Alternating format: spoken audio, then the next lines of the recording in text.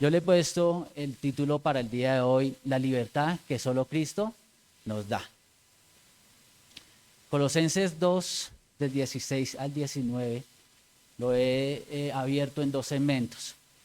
En la primera parte voy a hablar sobre el legalismo y la segunda parte, o los dos últimos versículos, 18 y 19, sobre el misticismo.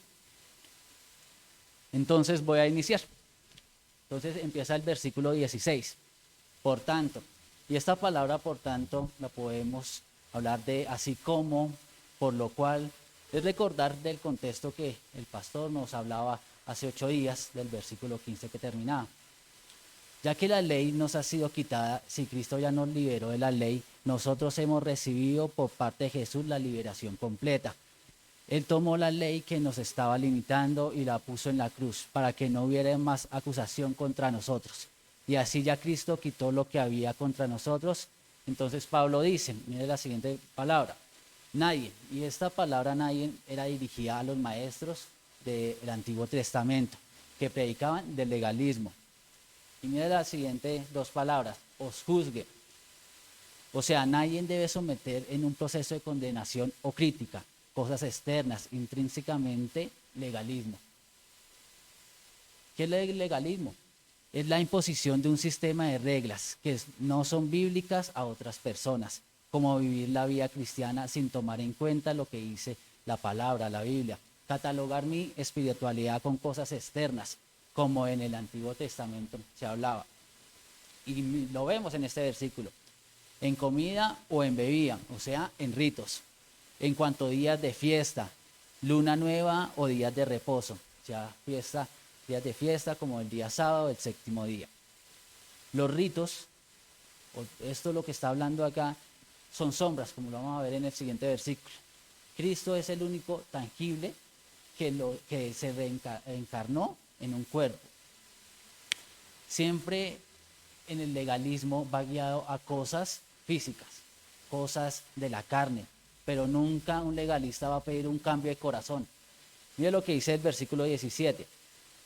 Todo, o sea, esto es lo que acabamos de leer, lo físico, los ritos, lo cual es sombra. Y esta palabra sombra en el griego es la sombra que proyectamos. Si ustedes se dan cuenta, o aún ustedes tienen una sombra. Cuando hay una luz, ustedes van a proyectar una sombra.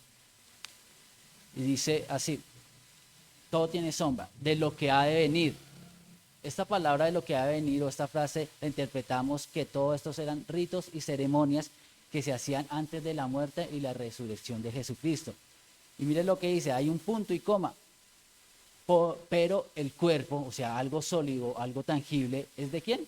De Cristo.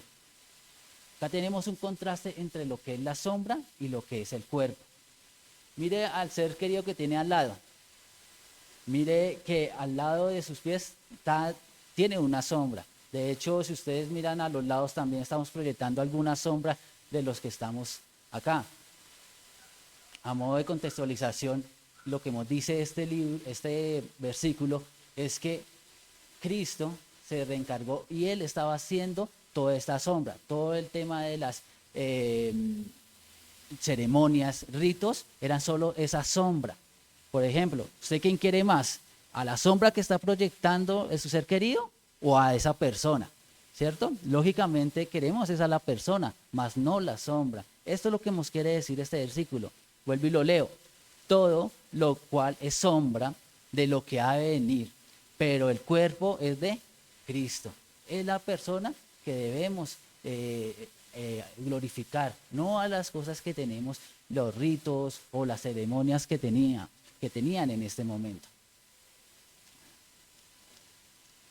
Mira esta pregunta que les formulo. ¿Usted sabía que la peor amenaza del cristianismo es el legalismo? Es muy posible, muchos de nosotros lo sabíamos, otros no.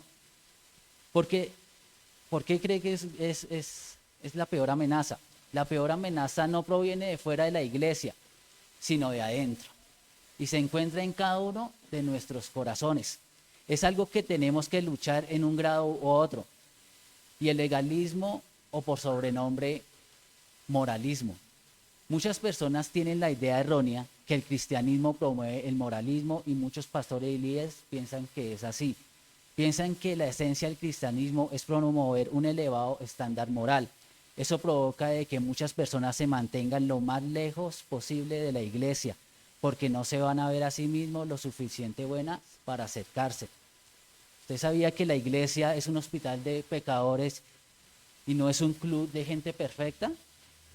Dios ha escogido a lo débil, a lo menospreciado, a lo necio del mundo para exaltar su nombre en medio de nosotros. El legalismo es tan lejos del cristianismo, pero como el legalismo parece promover esa santidad que el evangelio produce, se puede uno confundir o se pueden confundir las personas. Es este mi objetivo de hoy, presentar con claridad qué es el legalismo. En lo que encontré, estaba buscando y en mi estudio decía que todos y lamentablemente tenemos algún grado de legalismo, algún pequeño grado o a veces bastante grado de legalismo. Yo quiero que miremos esta primera palabra o primeras preguntas. Tengo 3 preguntas y una es ¿qué es el legalismo? La segunda, ¿cuál es el fruto del legalismo? Y la tercera, ¿cómo podemos luchar eficazmente contra este legalismo? Entonces, sigamos con la primera pregunta. Y quiero hacer acá un contraste con qué no es legalismo. Y lo primero que encontré fue preocuparnos por nuestra santidad personal. Y miremos ahora su Biblia o deja ahí una señal en Colosenses 2 y vámonos a 2 Corintios 7:1.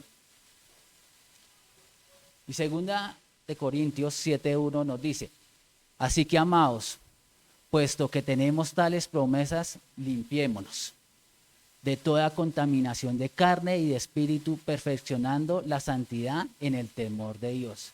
¿Quién debe limpiarse? Cada uno de nosotros. Miremos Romanos 8:13. Dice así, porque si vivís conforme a la carne, moriréis, mas si por el espíritu hacéis morir las obras de la carne, viviréis. ¿Quién debe hacer morir las obras de la carne? Cada uno de nosotros. Como leímos, es por el Espíritu Santo el que nos da las fuerzas para limpiarnos y hacer morir las cosas de la carne y santificarnos cada día.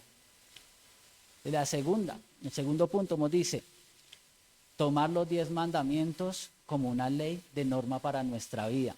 Cada uno de nosotros. Miremos Romanos 13 del 8 al 10.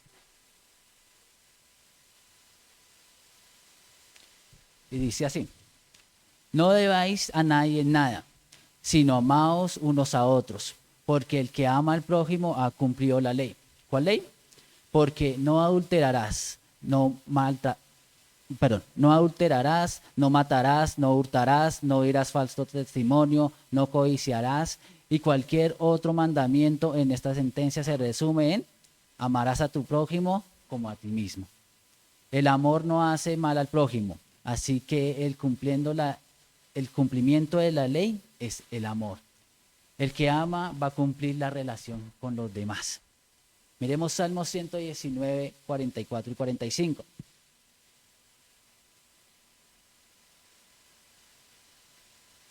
Dice, guardaré tu ley siempre, para siempre y eternamente, y andaré en libertad porque busqué tus mandamientos.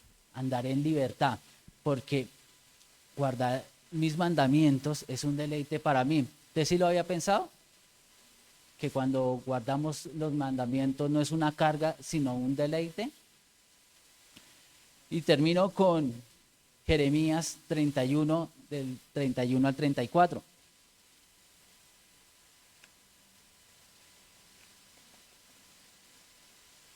Voy a leer. Dice, he aquí que vienen días, dice Jehová, en los cuales haré nuevo pacto en la casa de Israel, en la casa de Judá. No como el pacto que hice con sus padres el día que tomé su mano para sacarlos de la tierra de Egipto, porque ellos invalidaron mi pacto, aunque fui yo un marido de ellos, dice Jehová, pero este es el pacto que haré en la casa de Israel después de aquellos días, dice Jehová. Daré mi ley en su mente y escribiré en su corazón, y yo seré a ellos por Dios, y ellos me serán por pueblo. Y no enseñará más a ninguno a su prójimo, ni ninguno a su hermano, diciendo, conoce a Jehová, porque todos me conocerán, desde el más pequeño de ellos hasta el más grande, dice Jehová, porque perdonaré la maldad de ellos y no me acordaré de su pecado. Y termino con Hebreos 8. Y acá en Hebreos 8 nos habla del deleite que tenemos cuando cumplimos los mandamientos. Cuando cumplimos los mandamientos y los asociamos o los vivimos, los tenemos en nuestra norma de vida, nos habla de no ser legalistas. Miremos el siguiente punto. Dice, restringir mi propia libertad por mano de Dios y por el cuidado de mi alma. Miremos 1 Corintios 6:12. Dice así, todas las cosas me son lícitas, mas no todas me convienen. Todas las cosas me son lícitas, mas yo no dejaré dominar por ninguna. Restringir nuestra libertad por amor a Dios, por amor a tu alma, porque puede ser lícito para ti, puede ser un problema para la vida espiritual. Eso no es legalismo. Miremos el siguiente punto. No es decidir alejarse de la vida del mundo, de las cosas que practica el mundo. Romanos 12:2. Dice, no conforméis, o sea, amoldarse a este siglo, a este mundo, a las conductas de este sistema, sino transformaos por medio de la renovación de vuestro entendimiento, o sea, a través de nuestros pensamientos, para que comprobéis cuál sea la buena voluntad de Dios, agradable y perfecta. No andamos de acuerdo al sistema de este mundo, sino al sistema de Dios. La vida en Dios es mucho mejor que la que da este mundo. Y por último, dice, es no buscar y encontrar que la gracia de Dios es no buscar y encontrar que le agrade Dios, que le agrade a Dios y lo que no le agrada. Es decir, que no es un legalista el que sabe discernir de lo que le agrada a Dios y de lo que no le agrada, entre lo bueno y lo malo. Dice Isaías 5:20. Hay de los que a lo malo dicen bueno y a lo bueno malo. ¿Qué hacen de la luz tinieblas y de las tinieblas luz? Que ponen a lo amargo por dulce y lo dulce por amargo. Entonces encontramos estos 5 puntos en los cuales nos dice quién no es legalista. ¿Sí? Ustedes lo pueden ver, ahí lo pueden evidenciar si usted es legalista, ¿cierto? Preocupándonos por nuestra santidad, tomar los mandamientos como estilo de vida, restringir mi propia libertad, ¿cierto? Por amor a nosotros mismos, no es decir alejarse de esta vida, ¿cierto? Es no buscar y encontrar agradarle a Dios, ¿sí? Por lo que hacemos. Entonces, ¿qué es legalismo? Entonces, en lo que encontré en mi estudio, dice, el legalismo consiste en atribuirle efectos de salvación a las obras, prácticas o ciertas conductas que hacemos y que el sacrificio de Cristo está incompleto y le añadimos cosas. Un predicador dice, también el legalismo consiste en atribuirle efectos de santificación, efectos de purificación interna espiritual a prácticas que nosotros hacemos. Del mismo modo, hacer cosas y atribuirle poderes de merecimiento de las cosas de Dios. Y quise extraer este siguiente párrafo de lo que es en general el legalismo. Es el intento de ganar el favor de Dios a través de nuestra obediencia. Puede ser tratando de obedecer la ley moral o puede ser obedeciendo la regla de los hombres. El punto clave es que no descansa en la obra de Cristo para que seamos aceptados por Dios o para ser bendecidos por Dios, sino que descansa en su propia conformidad a un estándar de conducta previamente establecido, mientras el Evangelio nos mueve a la obediencia por el hecho de haber sido aceptados por Dios por pura gracia. El legalismo dice que debemos obedecer para ser aceptados. El Evangelio, la aceptación viene primero y después la obediencia. El legalismo viene primero la obediencia para alcanzar la aceptación delante de Dios o de los demás o incluso de uno mismo. Todo gira en torno de lo que hacemos o dejamos de hacer. Si puedo cumplir las reglas, si puedo mantener el estándar, Dios me va a bendecir, eso se llama legalismo. Todo depende de cada uno de nosotros, de qué esfuerzo personal hacemos, de cuál es el compromiso con Dios, de mis propios méritos. Apela al orgullo humano. Sin gracia de Dios somos menos que nada, somos pecadores e impotentes. Vaya en su Biblia a Romanos 3:27. Mira qué tan grande Dios con nosotros. Dice, ¿dónde pues está la jactancia? Queda excluida. ¿Por cuál ley? ¿Por la de las obras? No, sino por la ley de la fe. ¿El hombre es justificado por las obras o por la fe? Por la fe, exactamente. Ahora, ¿quién hace las obras de la ley? Nosotros, ¿cierto? Lo que quiere decir Pablo en esta intervención. Hermano y hermana, lo único que nosotros pusimos para la salvación es nuestro pecado, nuestras transgresiones, nuestra desobediencia a la ley moral de Dios. Y Pablo conecta en este versículo con la jactancia, con ese yo, con ese egoísmo por querer ser más, pero no esperando la gracia de Dios. En Efesios 2:8-9 nos dice, porque por gracia sois salvos, porque por gracia sois salvos por medio de la fe. Y esto no de vosotros, pues es don de Dios, no por obras para que nadie se gloríe. ¿Qué tengo que hacer para ser salvo? Nada, absolutamente nada. Si podríamos decir que algo podríamos hacer es descansar en Él. Eso es lo que necesitamos, nada más. Abra su Biblia o siga ahí en su Biblia en Gálatas 3 del 1 al 5. Y dice así, Gálatas 3 del 1 al 5. Oh Gálatas insensatos, ¿quién os fascinó para no obedecer a la verdad?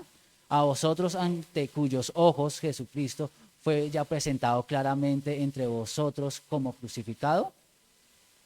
Esto es lo que quiero saber de vosotros. ¿Recibisteis el Espíritu por las obras de la ley o por el oír con fe? Tan necios sois. Así, habiendo comenzado por el Espíritu, ahora vais a acabar por la carne.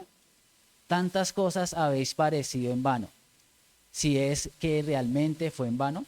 Aquel pues que os suministra el Espíritu y hace maravillas entre vosotros, ¿lo hace por las obras de la ley o por el oír con fe? Claro que se puede llegar a pensar que si una iglesia está bendecida, puede llegar a la conclusión que tenemos que ser bendecidos, porque estamos haciendo cosas correctamente, cantamos como debemos cantar, predicamos como debemos predicar. ¿Dios tiene que bendecirnos? Sería la pregunta. Efectivamente no. Dios no tiene que bendecirnos. De hecho, eso es carnalidad, es legalismo, sino es por su gracia que Él nos bendice, nos da de su misericordia. Claramente esto no quiere decir que el Evangelio promueve la inmoralidad. El Evangelio promueve una alta norma moral y Cristo no la rebajó, ustedes lo ven en su vida. La santidad viene primero y el buen comportamiento después. Ningún comportamiento, por bueno que sea, logrará el favor de Dios. Es por gracia de solamente de Él. Miremos la segunda pregunta. ¿Cuál es el fruto del legalismo? En sentido general, el legalismo produce todo lo contrario a la gracia. Entonces, lo primero que produce es orgullo y autojusticia, mientras que el Evangelio Es un mensaje que procura únicamente la gloria de Dios. Segundo, aumenta la jactancia humana. En la misma medida que el evangelio humilla, es la misma medida que el legalismo nos enaltece. ¿Recuerdan al fariseo y al publicano? La historia que habla. Tercero, un cristianismo sin gozo, alegría y quejumbroso. El legalismo no produce alegría porque el gozo produce la gracia. Es la que produce la gracia. El legalista cree que puede controlar a Dios, que lo puede manipular si hago esto o aquello, porque el gozo, o aquello o lo otro, está orientado hacia los resultados. Así que como me estoy portando bien, Dios me bendecirá. Y hay un libro, que es el libro de Job, que enseñó esto con los amigos de Job. ¿Cierto? Le decían a Job, ¿qué es lo que has hecho? Que Dios está contra ti, ¿cierto? Y ahí podría decirse que ellos estaban en la verdad, pero totalmente eran legalistas. Nuestra obediencia no manipula a Dios. No es el medio para obtener de Dios lo que yo quiero. El legalista, si usted lo ha hecho, usted es un legalista. Si usted ha obedecido o ha hecho todas estas ritos, todas estas ceremonias para que Dios doble su dedo y cumpla lo que usted quiere, usted es un legalista. Y creo que en algún momento alguno o cada uno de nosotros hemos caído en alguna de estas situaciones. Si yo hago esto, pues Dios me dará o me responderá o me dará lo que yo quiero, pero no es así. Esto me dice que soy un legalista. ¿Cómo se puede convertir en un legalista? ¿Cómo cada uno de ustedes nos podemos convertir en un legalista? Primero, inventa reglas que no están en la Biblia. Se esfuerza por cumplir estas reglas. Se castiga cuando no las cumple. Se enorgullece cuando cumple todas estas reglas. De hecho, también se constituye juez de los demás. Y se enoja cuando los otros rompen esas reglas o tienen diferentes reglas frente a las que tiene. El legalista quiere meter a todo el mundo en este molde. Todos deben hacer lo que él hace o si no es totalmente diferente. Miremos la tercera pregunta. Y es, ¿cómo podemos batallar contra el legalismo? Muchos podrían pensar que la antítesis del legalismo es el liberalismo. Entonces se pensaría que estas personas son así, pero no, realmente no es así. La única arma del legalismo es el evangelio. Y el evangelio de Cristo, el evangelio que aprendemos, que viene desde que los apóstoles, Cristo lo habló. Querido hermano, si quieres avanzar en tu vida cristiana, pídele a Dios que te ayude a tener mejor entendimiento del evangelio, en la gracia, porque solo de ese modo entenderás los recursos que tiene Cristo para cada uno de nosotros, para ser salvo. Esa es la motivación y no es la culpa la que nos motiva a ser perdonados. Es la gracia que Dios nos da. Debemos mantener a raya el legalismo. Creo que es muy fácil pasar de un lado al otro en tan siquiera un medio paso, un medio segundo. Nos volvemos legalistas. Acá tengo un párrafo y quiero leérselos que dice así: para quienes no conocen de Dios, espero que estas palabras entren en su corazón respecto a la necesidad que todos tenemos un Salvador. Necesitamos un Salvador, porque no podemos salvarnos a nosotros mismos. Solo Cristo, que murió en la cruz para pagar todos nuestros pecados. 1 Timoteo 2:5 dice, porque hay un solo Dios y un solo mediador entre Dios y los hombres, Jesús Cristo, hombre. Amén. Listo. Acá con esto concluyo la primera parte del legalismo. La segunda parte nos habla del misticismo. Y esto está en los versículos 18 y 19. Voy a leerlos nuevamente para recordarlo. Nadie nos prive de vuestro premio, afectando humildad y culto a los ángeles, entremetiéndose en lo que no ha visto, vanamente hinchado por su propia mente carnal. y no haciéndose de la cabeza en virtud de quien es todo el cuerpo. Nutriéndose y uniéndose por las coyunturas y ligamentos, crece con el crecimiento que da Dios. Como yo no puedo despegar estos versículos o arrancarlos, va muy unido con lo que nos habla el versículo 16 y 17. Si alguien cumple lo que anteriormente ya hemos visto, ¿cierto?, se va a privar de este premio. Dice el versículo 18, nadie nos prive de vuestro premio, que nadie los descalifique o nos condene. ¿Y cuál es este premio? La vida plena, la esperanza de gloria. Y dice la siguiente palabra, afectando. Y este afectando habla de fingir, de pretender que algo es cierto cuando no lo es. Humildad, modestia, ser humilde. Y culto nos habla de religión, espiritualidad, relación con potestades superiores. Y si como dice esta palabra en el griego, si lo confirma con las siguientes 3 palabras que dice a los ángeles. O sea, a través de los ángeles, pero como todos sabemos, esto no es de Dios, ¿cierto? Todo esto era mentira. Leo de corrido nuevamente hasta donde vamos. Nadie nos prive de vuestro premio, de la vida plena, afectando, o sea, fingiendo humildad y culto a los ángeles, ¿cierto? Pero esto es mentira. Sigue las siguientes palabras, entremetiéndose en lo que no ha visto. Hablan de lo que no saben. Hablaban los profetas en este momento y hacían estos ritos, estas ceremonias, hablando de lo que no saben. Encontré que originalmente esta oración no era entremetiéndose en lo que no ha visto, sino decía aferrándose de lo que había visto, escribía Pablo, pero de una forma irónica. O sea, aferrándose de lo que ha visto, pero sabíamos que nada de esto habían visto estos profetas. Dice, y sigue diciendo, vanamente hinchado, o sea, sin razón, por su propia mente carnal. Son sabios en su propia opinión, creen que está en lo correcto y tienen la razón. Deriva de una mente orgullosa y carnal, teniendo visiones, carnalidad disfrazada, pero no son maestros cristianos, con largos ayunos y pocas horas de descanso. Cuando estaba acabando este versículo de estudiarlo, encontré de que estas personas, estos profetas, hacían estos largos ayunos y dormían poco y por lo consiguiente desembocaba en alucinaciones. Y esto es lo que llevaba a que el misticismo, y ya voy a dar la respuesta o el significado del misticismo, llevaran a que el evangelio lo llevaran a esto, a que tener alucinaciones y tener pensamientos que no iban nada atados a la palabra.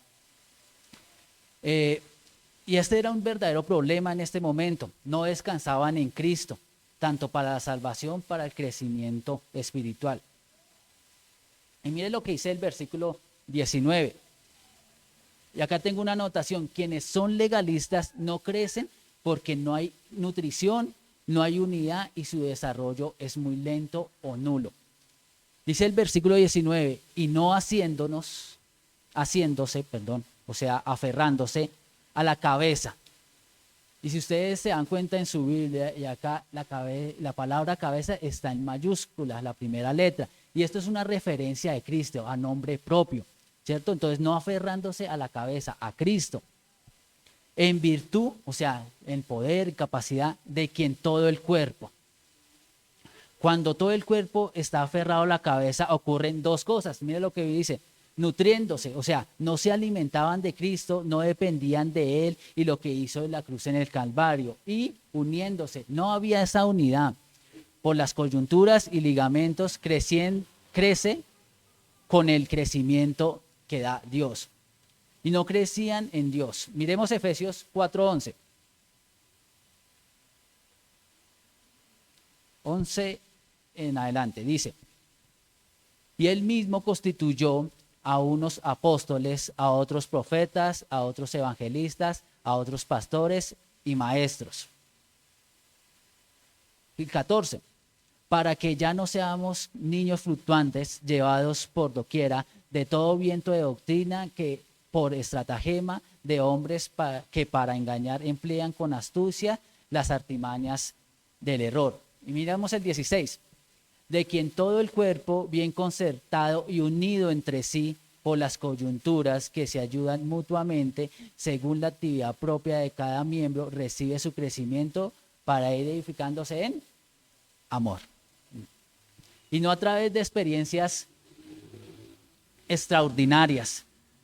Es que crece en el cuerpo de Dios, permaneciendo en Cristo, en su palabra, memorizando su palabra, empaparnos de la palabra de Dios en abundancia. Colosenses 3:16 dice, la palabra de Cristo mora en abundancia en vosotros, enseñándoos y exhortándoos unos a otros en toda sabiduría, cantando con gracia en vuestros corazones al Señor con salmos e himnos y cánticos espirituales. Nos acercamos a Dios y tenemos comunión con Él por medio de la verdad revelada, y su palabra se entiende con el intelecto. Así puede gobernar nuestro ser, nuestra voluntad, incluyendo las emociones. El misticismo no se aleja de la verdad con vanas, o mejor, se aleja de la verdad con vanas repeticiones y es altamente adictivo y emocional.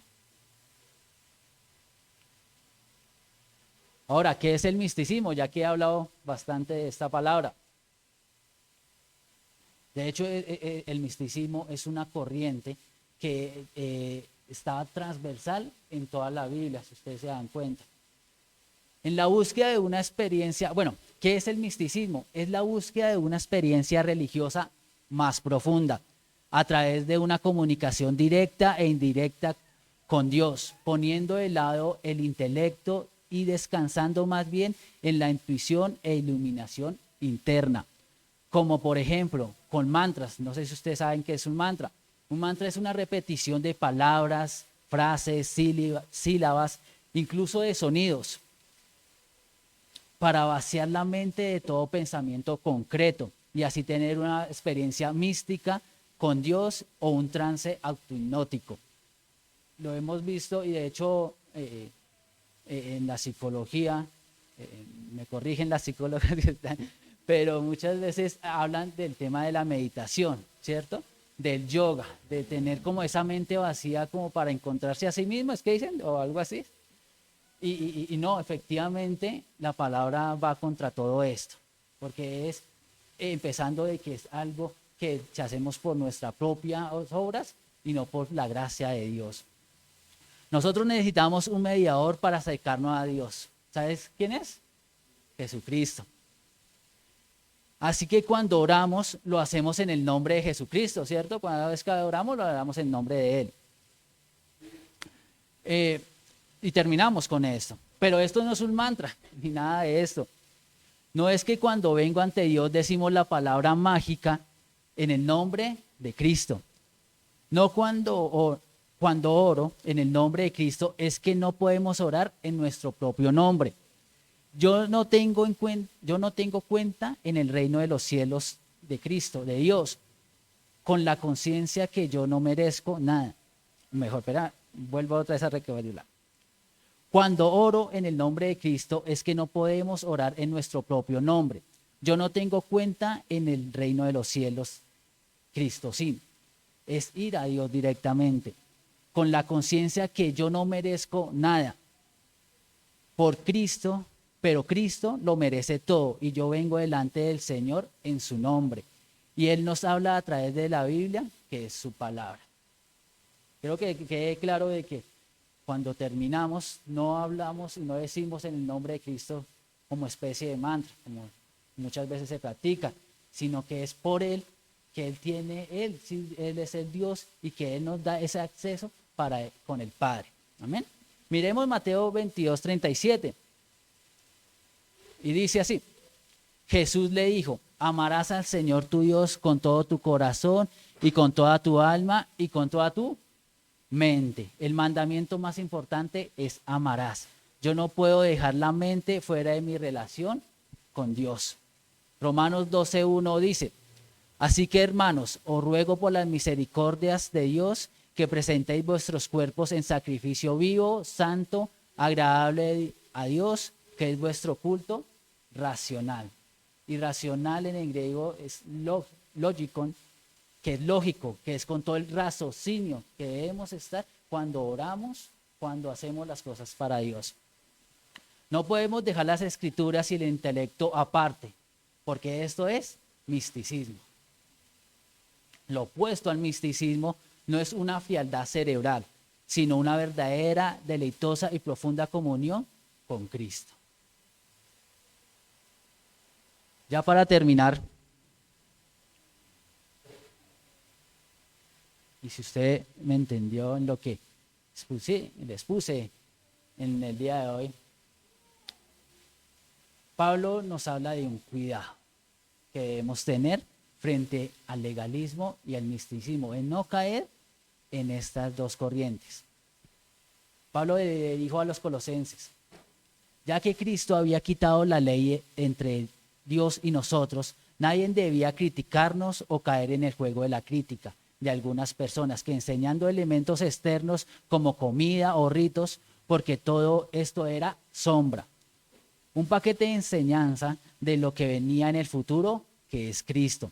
Nadie debe quitarnos esta posibilidad de tener una vida plena que Cristo nos ha entregado, especialmente porque estas personas lo hacen de forma ficticia.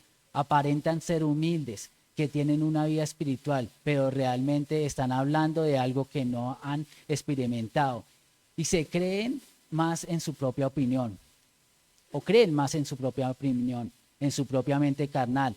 El problema, dice Pablo, es que ellos no se aferraron a Cristo. Si lo hicieran, ellos tendrían la posibilidad de nutrirse, de estar unidos con los otros miembros del cuerpo y crecer, pero no pueden crecer en el legalismo. Pablo advirtió a los colosenses que debían cuidarse de no ser influenciados por quienes los controlaban con normas y ritos, así perder la vida plena que Jesús había ganado para ello.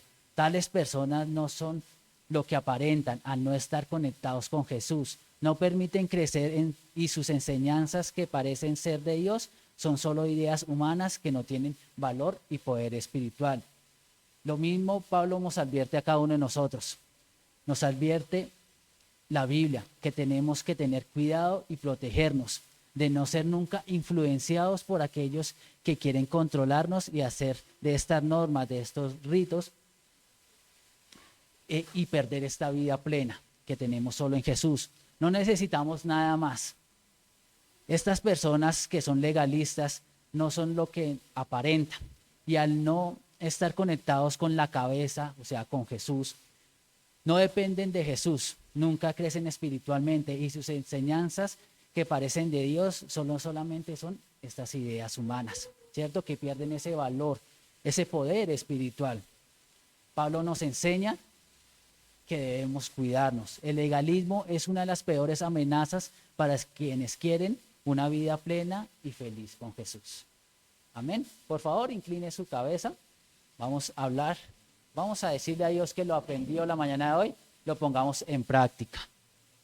Este tema del legalismo y misticismo es bastante grande y lo quise resumir en estos cortos puntos para tener conocimiento y entender que no debemos caer en esta tentación, por así decirlo, caer en estas perspectivas, en estas corrientes que los colosenses o estos profetas estaban cayendo y que Pablo, y como ustedes saben, Pablo no conocía a estas personas, pero sí estaba un líder que los estaba guiando. Amén. Gracias, Padre Santo, Dios. Gracias por todas tus bendiciones, Padre Santo, Dios. Gracias porque pudimos entender un poco más de tu palabra, Padre Santo, Dios. Por favor, protégenos de caer en alguna de estas dos corrientes, Padre Santo. Ayúdanos, Padre Santo, a caminar contigo, Padre Santo, en no caer en ritos, ceremonias, en cosas físicas, Padre Santo. En cambio, en que sí nos cambies el corazón, que nos moldees a tu imagen. Ayúdanos a serte fiel, a amarte cada día, Dios, a caminar en tus caminos, en tus sendas, Padre Santo. Ayúdanos a cada uno de nosotros, Padre Santo, Dios, a pensar como tú piensas, Padre Santo, a actuar como tú actuarías, Padre Santo, en cada una de las facetas, en cada una de nuestras vidas, con nuestra familia, en nuestro estudio, en nuestro trabajo, Padre Santo, Dios. Ayúdanos, Padre Santo, a cada uno de nuestros hermanos, Padre Santo, Dios, a no caer en estas dos corrientes, Dios, como es el legalismo, Padre Santo, Dios, que queremos con esto es añadirle cosas que tú ya has pasado, Dios.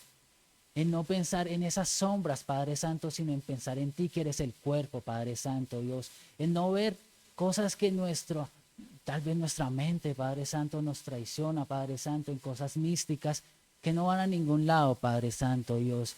Y en confiar en ti. Ayúdanos a que cada día podamos caminar contigo. En el nombre de Jesús. Amén y amén.